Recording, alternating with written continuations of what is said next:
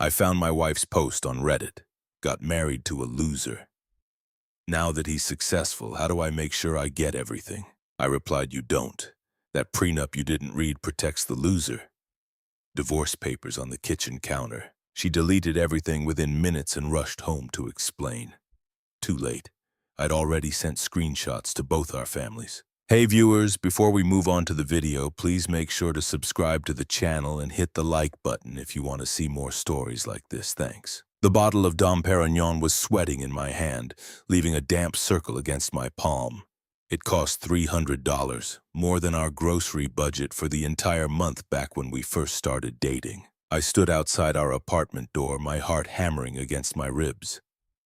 Not from the 3 flights of stairs, but from the sheer weight of the news I was carrying. $5.2 million. That was the final buyout number. After 3 years of coding in the dark, surviving on instant ramen and watching my hairline recede from stress, the acquisition was official. The money wasn't in the account yet. That would take a few weeks, but the ink was dry. I wasn't the broke, struggling developer anymore. I was a solvent, successful man. I was finally the husband Elena wanted me to be. I turned the key, a grin splitting my face. I was ready for the scream of joy. I was ready for her to hug me, to tell me she was proud of my resilience. I was ready to finally feel like a partner, not a burden. I pushed the door open. Elena, you home? She was in the kitchen, aggressively scrubbing a pan. The noise was scraping and harsh. She didn't turn around. You forgot the trash, Mark, she said. Her voice wasn't angry, it was just tired, resigned, the kind of tone you use with a dog that keeps peeing on the rug. It's garbage day tomorrow. Now the hallway is going to smell like rot for a week because you were too busy zoning in on your little project. I'm sorry. I started stepping further inside, hiding the bottle behind my back. You're always just something, she snapped, finally spinning around. Her eyes were dull, filled with a familiar mixture of pity and annoyance. My dad called today. He asked if you'd found a real job yet. Do you know how humiliating it is to tell him you're still playing pretend with that app? He was right, Mark. He told me 3 years ago that ambition without execution is just delusion. I'm tired of waiting for you to grow up. The words hit me like buckshot. I stood there, the cold bottle pressing against my lower back. This was our dynamic for the last 18 months. I was the dreamer, the leech, the anchor dragging her down. She was the martyr who worked as a paralegal to keep the lights on. Elena, I said quietly. I didn't take the trash out because I was at the lawyer's office. She rolled her eyes, turning back to the sink. Great. What did you get sued for? Did you infringe on someone's copyright? Do we need to borrow money from my parents again? Because I swear to God, Mark. We sold. I interrupted. She froze. The scrubbing stopped. What? The app. We sold the IP and the user base this morning. I pulled the bottle out from behind my back and set it on the island. It made a heavy thud. $5.2 million. It hits the account in 14 days. The silence that followed was heavy, suffocating. I watched her back. I watched her shoulders tense, then slowly relax. When she turned around, the woman who had just called me delusional was gone. Her face had transformed. The tightness around her mouth vanished, replaced by a look of pure, unadulterated awe. Her eyes, which had been dull seconds ago, were suddenly wet and sparkling. Baby, she whispered. The word made my stomach turn. She hadn't called me that in 2 years. 5 million? She asked, her voice trembling. 5.2, I corrected, my voice flat. She screamed. It was the scream I had anticipated, but now it sounded piercing and shrill. She rushed across the kitchen and threw her arms around my neck, burying her face in my shoulder. I could feel her tears soaking my shirt. I knew it, she sobbed, clutching me tight. I knew you could do it. I told everyone, Mark. I told them you were a genius. Oh my God, we made it. We actually made it. I stood there, my arms hanging limp at my sides. I told everyone you were a genius. That was a lie. Last week at her sister's birthday, I heard her telling her cousin that she felt like she had adopted a teenager and was considering an ultimatum. I love you so much, she said, pulling back to kiss me. Her lips were warm, eager. We're going to have such a beautiful life. We need to celebrate. We need to call my mom. We need to look at that house on Pine Street. I kissed her back, but I felt nothing. No spark. No relief. just a cold, hard knot of clarity forming in my chest. She didn't love me. She loved the safety. She loved the validation. 5 minutes ago, I was a failure who forgot the trash. Now I was a genius who deserved her affection. Yeah, I said, forcing a smile that didn't reach my eyes. We made it. It felt like kissing a corpse. 2 weeks passed. The money landed. If I thought the initial switch was jarring, the aftermath was a masterclass in hypocrisy. Elena quit her job 3 days after the wire transfer cleared. She didn't ask me. She just came home at noon on a Tuesday and announced she was retiring to manage our assets. She started planning vacations to the Maldives and Aspen. She started talking about our portfolio. She posted a photo of us on Instagram, the first one in over a year, with the caption, "Patiently built an empire with my best friend, trust the process. Power couple." I liked the post. I didn't say a word. I just watched her perform. I couldn't sleep, though. The stress of the startup grind had been replaced by a different kind of anxiety. The feeling that I was sleeping next to a stranger who was slowly unzipping my wallet. It was 3 a.m. on a Tuesday. Elena was fast asleep, dreaming of the Range Rover she wanted me to buy her on the weekend. I was in the living room pacing. It was a nervous tic I developed during the coding sprints. 3 steps to the window, 3 steps back. I sat down on the sofa and opened Reddit on my phone. I usually browsed our tea or our startups, but tonight, feeling the heavy weight of my sham marriage, I found myself doom-scrolling our marriage. I wanted to see if other people felt this sudden disconnect after a major life event. I refreshed the new tab. A post caught my eye immediately. It had 0 upvotes and had been posted 6 minutes ago. Title: Trapped with a man-child who got lucky. How to bypass a prenup. My breath hitched. I clicked it. Throwaway account. Obviously, the post began. I, 27F, am in a nightmare situation that everyone else thinks is a dream. I've been married to a total loser, 29M, for 3 years. I'm talking 0 ambition, depression, naps, forgets basic chores, plays on his computer all day pretending to work. I carried us. I paid the rent. I dealt with the embarrassment when my family asked what he did. I stopped reading for a second. My chest felt tight. Depression naps. That's what she called it. When I worked 20-hour shifts and collapsed from exhaustion for a day. I kept reading. I was actually planning to leave him next month. There's a VP at my firm, let's call him Jay, who I've been getting close with. Jay is everything my husband isn't. Assertive, successful, masculine. We haven't slept together yet, but the emotional connection is there. And Jay told me to leave the dead weight. The room suddenly felt very cold. The VP. She had mentioned her boss Jason a few times, said he was a mentor. But here's the kicker. The idiot's little computer project actually worked. He sold his company 2 weeks ago for $5.2 million exact. I froze. The world narrowed down to the glowing screen in my hand. 5.2, not 5 million, not a few million, 5.2. Now he's walking around like he's Elon Musk and I have to play the doting wife. I can't leave now, right? I put in the time. I suffered through the broke years. I deserve half of that payout for emotional damages alone. The problem is the prenup. I laughed. A short, dry bark of a laugh that echoed in the silent apartment. 3 years ago when we got married, I forced him to sign a prenup. I was making $60,000 and he was making $0. I didn't want to be liable for his startup debt if he crashed and burned. I wanted to protect my credit score. I didn't read the fine print about future assets because honestly I thought 100% of nothing would always be nothing. Now I'm realizing that Prenup completely walls off anything he created or sold that wasn't joint labor since I didn't code the app. I get nothing. Is there any way to avoid this? Can I claim I was under duress or that he had assets? I need a strategy before I file. I can't stay with this boring pacing at 3 a.m. weirdo for the rest of my life just for the lifestyle. I want the cash and I want out. Pacing at 3 a.m. weirdo. I looked down at my feet. I had stopped pacing to read this. It was not just a suspicion anymore. It was a confession. A signed, time-stamped confession detailing her infidelity, her contempt, and her greed. She didn't want me. She wanted to rob me and run to Jay. I looked toward the bedroom door. She was sleeping soundly, probably thinking she was the smartest woman in the world. She thought she had trapped me. She had no idea she had just handed me the key to my freedom. I didn't scream. I didn't go into the bedroom and shake her awake. I felt a strange icy calm wash over me. The realist in me took the wheel. I took a screenshot of the post. Then I screenshotted the comments section where she argued with people calling her a gold digger. Then I went to her profile and archived the entire thread using the Wayback Machine just in case she deleted it. "Okay, Elena," I whispered to the empty room.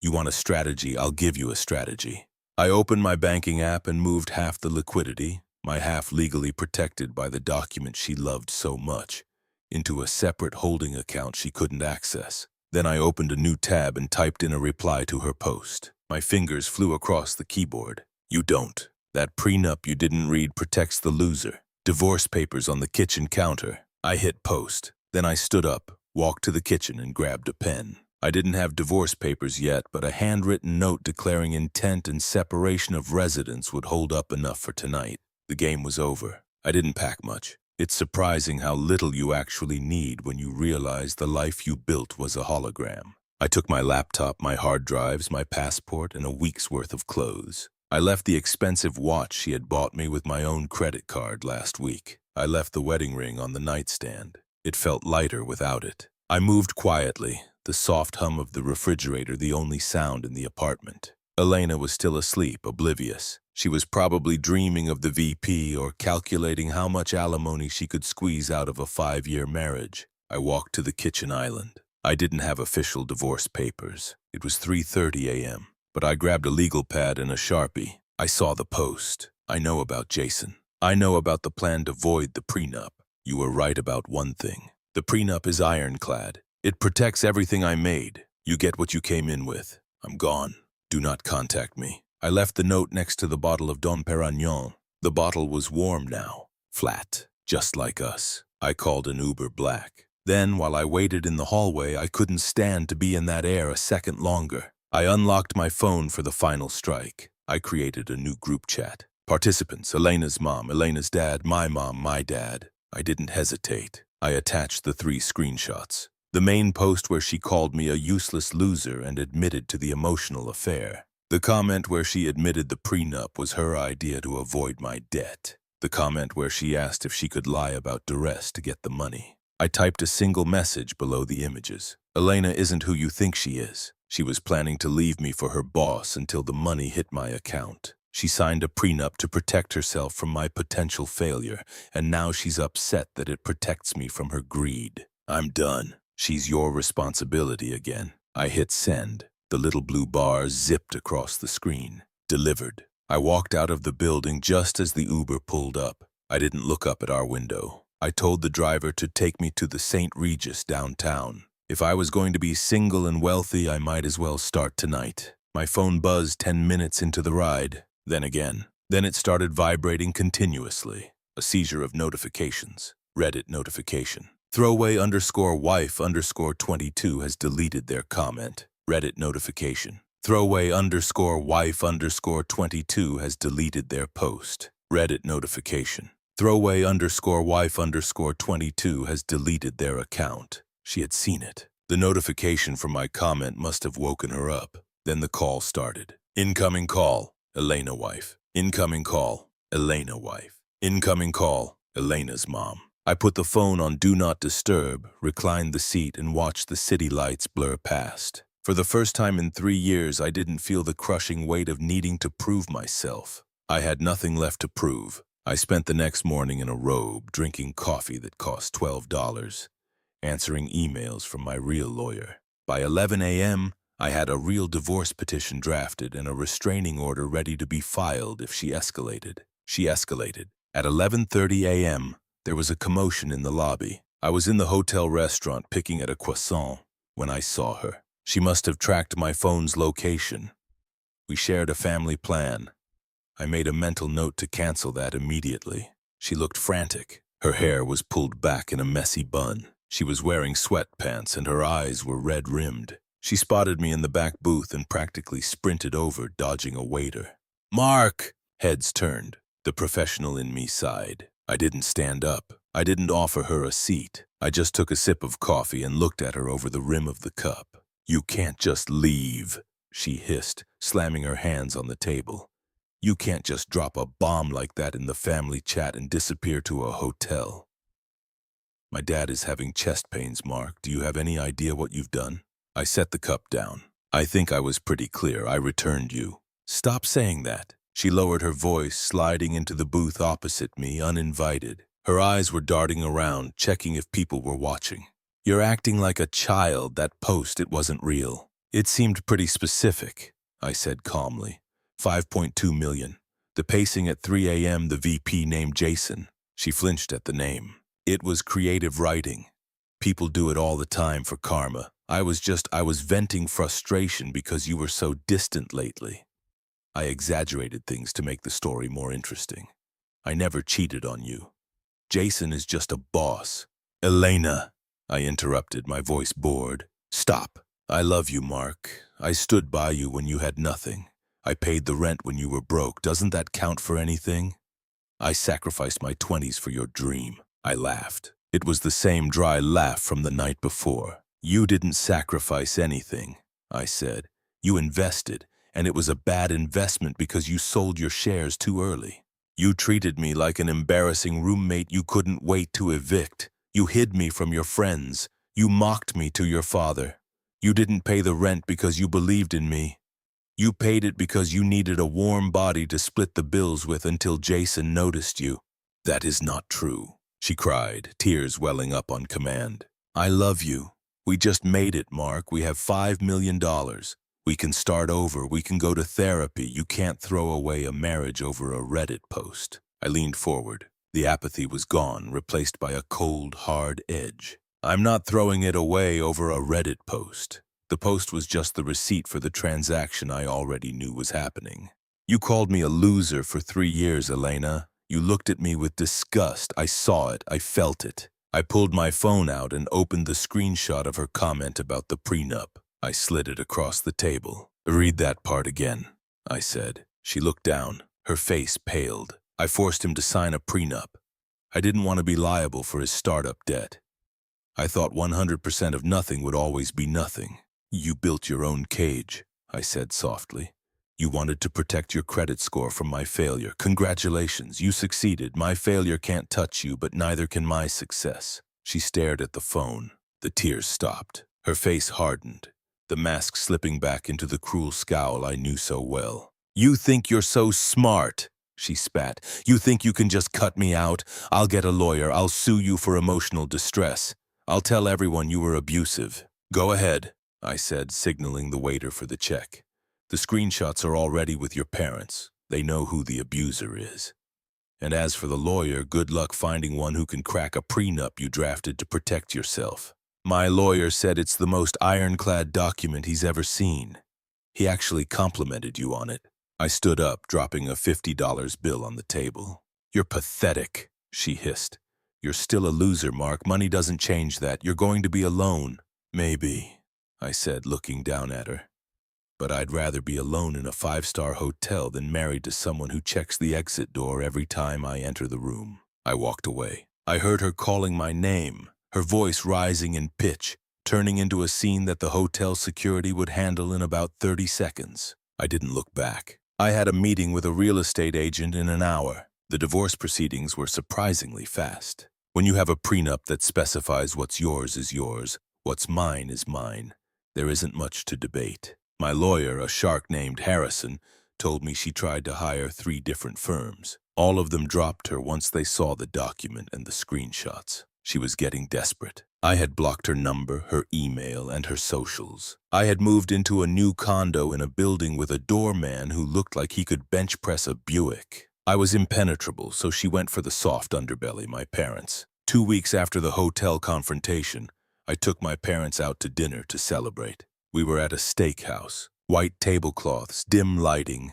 The kind of place my dad used to say was for senators and mobsters. We were halfway through appetizers when the air in the room seemed to shift. I saw my mother's eyes widen, looking over my shoulder. Oh, for Christ's sake, my dad muttered, putting down his fork. I didn't turn around. I felt a hand on my shoulder. Mark, a breathless voice said. Please, we need to talk. It was Elena. She looked diminished. The arrogance was gone, replaced by a frantic, twitchy energy. She was wearing a dress I recognized, one she used to wear when she wanted to impress my parents. But it looked wrinkled. Elena, I said, not looking at her, cutting into my calamari, You're trespassing and you're interrupting my mother's story. Mom, Dad, she pleaded, ignoring me and looking at my parents. Please tell him to stop this insanity. I made a mistake, a stupid online mistake. But we're family. I've been your daughter-in-law for 3 years. You can't just let him throw me away like garbage. My mother, a woman who usually apologizes to telemarketers for hanging up, slowly wiped her mouth with her napkin. She picked up her wine glass, took a sip, and set it down with a deliberate clink. Elena, my mother said, her voice ice-cold. I read what you wrote. I read that you called my son a useless burden. I read that you were waiting for him to fail so you could leave him for what was it? A VP. That was just venting, Elena cried, her voice rising. People were staring now. I was stressed. I helped him build that app. I supported him. You didn't build a damn thing, my father grunted. You complained. Every time we visited, you rolled your eyes when he spoke. You made him feel small. We saw it. We just kept our mouths shut because we thought he loved you. I do love him, she sobbed, reaching for my arm again. I pulled away sharply. Where's Jason? I asked. The question caught her off guard. She froze. What? Jason, the VP, the real man. Why aren't you with him? If I'm such a loser, surely he's waiting to sweep you off your feet. Her face crumbled. The fight went out of her instantly. He didn't want a relationship, she whispered, looking at the floor. He just wanted fun. I nodded. It was exactly what I expected. So you tried to swing to the next branch, but you missed. And now you're falling, and you want me to be the safety net. I stood up. I was taller than her, and for the first time I felt it. I'm not a net, Elena. I'm the ground, and you just hit it. I signaled the manager, who was already hovering nearby. Please escort this woman out. She's harassing my family. As the security guard gently took her arm, she looked back at me one last time. There was no anger left, just a terrifying realization that she had gambled everything and lost. Mark, she whimpered, please. I turned my back to her and sat down. So, Mom, I said, my voice steady. Tell me more about the garden.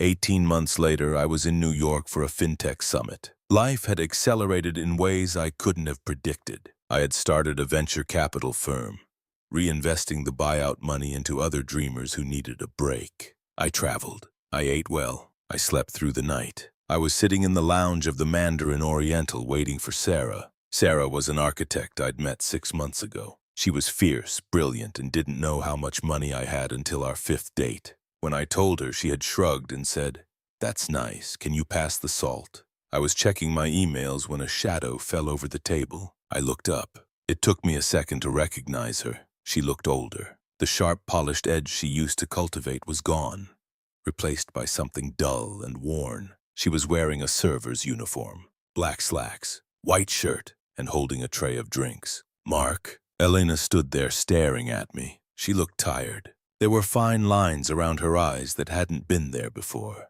"Hello, Elena," I said. My pulse didn't race. My hands didn't shake. I felt nothing. It was like running into a high school classmate you barely knew. I saw your name on the guest list," she stammered. "I work here now, event staff." "Okay," I said. She lingered, shifting her weight. "I heard you're doing well. I saw the article in Forbes." "I am. I'm staying with my sister in Queens," she said, the words tumbling out. "It's been hard, the legal fees, and nobody wanted to hire me after She was fishing. She was casting a line into a pond that had dried up 1.5 years ago. She wanted me to ask if she was okay. She wanted me to offer help. She wanted to know that she still existed in my world. "That sounds difficult," I said politely, the same tone I would use with a stranger complaining about the weather. "Mark," she said, her voice dropping to a whisper, "do you ever think about us? About what we had?" I looked at her, really looked at her. I thought about the 3 years of insults. I thought about the Reddit post. I thought about the silence in the apartment while I coded, and she scrolled Instagram wishing she was with someone else. "No," I said. Her face fell. "Never, Elena," I said gently. "I don't think about you at all." Just then Sarah walked up. She looked radiant in a green dress, smiling as she saw me. She didn't notice the server standing awkwardly by the table. "Ready to go?" Sarah asked, taking my hand. "Ready," I said, standing up. I looked at Elena one last time. "Excuse me," I said, gesturing for her to step aside so I could leave the booth. We have a reservation. I walked past her without brushing against her. I didn't look back to see if she was crying. I didn't care if she was. She was just a ghost haunting a house I had moved out of a long time ago. I walked out into the city lights holding Sarah's hand. And for the first time in my life, the future was the only thing I could see. Thanks for watching. Make sure to subscribe to the channel and hit the like button. What do you think about this story? Share it in the comments.